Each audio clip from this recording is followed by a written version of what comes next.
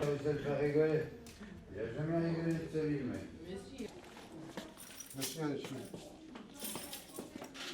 La tension, elle est permanente en psychiatrie depuis des années. Elle ne fait que augmenter d'année en année. Et là, on a connu un paroxysme avec la période post-confinement, hein, au mois de juin.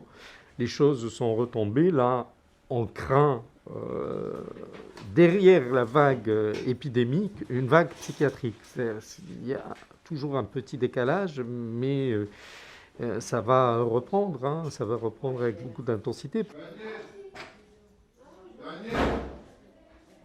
La deuxième vague, on s'attend peut-être même à pire que la première parce que on a vu les conséquences de la première vague qui étaient assez désastreux pour nos patients. La perte de chance, les absentéismes dans les consultations par peur d'attraper le coronavirus, par les restrictions aussi sanitaires. Donc après, il y a eu beaucoup de décompensations et comme le dit Dr Mafak, une vague psychiatrique énorme. On était vraiment étonnés parce qu'on s'attendait plus à des dépressions, des anxiétés.